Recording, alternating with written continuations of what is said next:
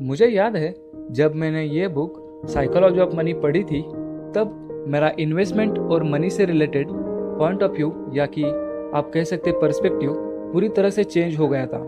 इस बुक से मैंने सीखा कि मनी और इन्वेस्टमेंट से रिलेटेड हमारी ह्यूमन साइकोलॉजी कैसे काम करती है। और आज हम देखने वाले हैं इसी बुक से 3 ऐसी स्टोरीज जो हमें मनी और इन्वेस्टमेंट के बारे में बहुत कुछ सिखा सकती है और सोचने पर मजबूर भी कर सकती है। तो चलिए शुरुआत करते हैं आज की इस वीडियो की। पहली स्टोरी है जेसी लिवरमोर के बारे में। जेसी लिवरमोर अपने टाइम के एक ग्रेटेस्ट ट्रेडर थे और इसके चलते उनके एज के 30 इयर्स में ही उनकी नेटवर्थ $100 मिलियन कितनी थी। वो शेयर मार्केट से अच्छे खासे पैसे भी कमा रहे थे। फिर आ गया 1929 का मार्केट क्रैश।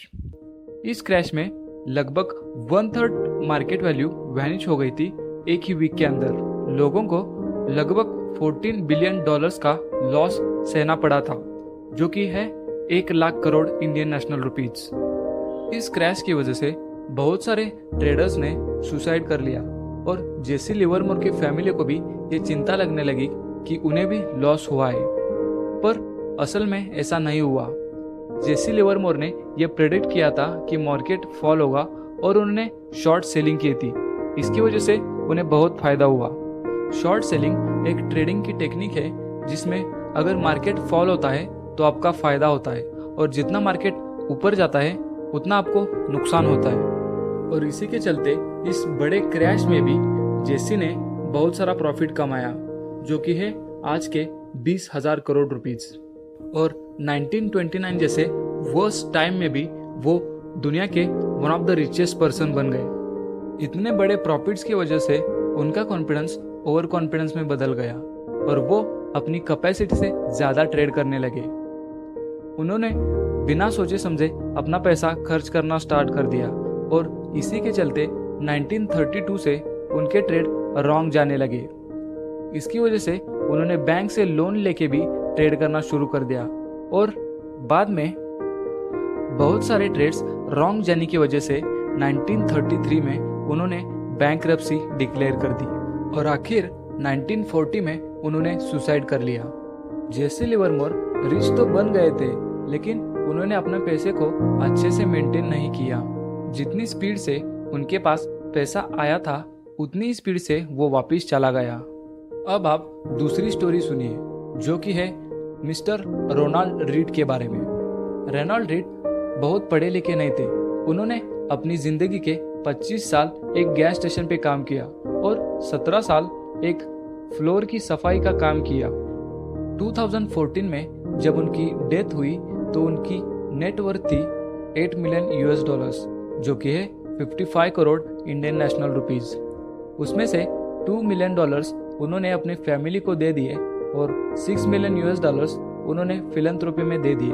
और इस फिलैंथ्रोपी की वजह से उनका नाम हर एक न्यूज़पेपर की हेडलाइन बन गया।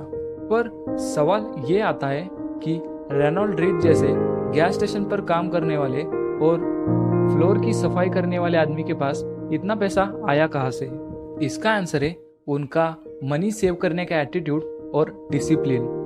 उन्होंने अपने पैसों को सेव करके ब्लू चिप स्टॉक्स में इन्वेस्ट किया था। ब्लू चिप स्टॉक्स में वो कंपनीज आती है जो वेल इस्टेब्लिश्ड है और उनका मार्केट कैपिटलाइजेशन बहुत हाई है। इंडिया के कॉन्टेक्स्ट में हम बोल सकते हैं कि रिलायंस, इन्फोसिस, TCS ये ब्लू चिप स्टॉक्स हैं। मिस्टर रोनाल्ड रीड को पैसा कमाना और इसे मेंटेन करना ये दोनों चीज़ें आती थी, पर जेसी लिवरमोर को पैसा कमाना तो आता था लेकिन उसे मेंटेन करना उन्हें कभी आया ही नहीं। तीसरी स्टोरी है दुनिया के सबसे richest investor mister Warren Buffett की। आज के टाइम में उनकी नेटवर्थ $84.5 बिलियन इतनी है और आपको जानकर हैरानी होगी कि $84.2 बिलियन उन्होंने अपने 50th बर्थडे के बाद कमाए और $81 बिलियन उन्होंने अपने 60th बर्थडे के बाद कमाए। मिस्टर वॉरेन बफेट ने अपने इन्वेस्टिंग की करियर की शुरुआत 11 साल की एज से की थी और उनके 60th बर्थडे तक उन्होंने लगभग $3 बिलियन इतने अपनी नेटवर्थ बना ली थी। पर हैरानी की बात यह है कि 60 से 90 इन 30 सालों में उनकी नेटवर्थ $81 बिलियन से इंक्रीज हो गई। इसके पीछे कोई मैजिक नहीं है, उन्होंने अपना नॉलेज बेस बढ़ाने पे फोकस किया और कंपाउंडिंग को अच्छे से समझ लिया। इवन आइंस्टाइन भी यही बोलते हैं कि compounding is the 8th wonder of this world. He who understands it earns it, he who doesn't page it. Warren Buffett इस दुनिया के सबसे रिचेस्ट इन्वेस्टर है, पर हम ये नहीं कह सकते कि वो सबसे ग्रेटेस्ट है, क्योंकि उनकी आज तक की एवरेज एनुअल रिटर्न्स 18% का है। पर दूसरी तरफ और एक इन्वेस्टर है जिम साइमंस, जिन्होंने अभी तक 68% का एवरेज एनुअल रिटर्न्स दिया है, और फिर भी वो वॉरेन बफेट से 75% लेस रिच है। जिम साइमंस की total net worth 1 lakh crore Indian national rupees है, और वही वॉरेन बफेट की net worth 6 lakh crore Indian national rupees इतनी है। और इसका मेन रीजन यही है कि जिम साइमंस ने अपने इन्वेस्टिंग के करियर की शुरुआत 35 एज से की थी, और वही वॉरेन बफेट ने 11 साल की एज से।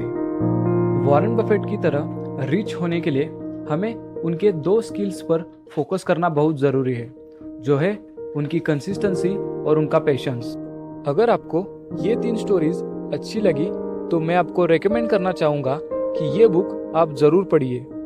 कमेंट करके बताएं कि आपको कौन सी स्टोरी सबसे अच्छी लगी, और ऐसे ही बुक समरीज के लिए सब्सक्राइब बटन पे क्लिक कीजिए।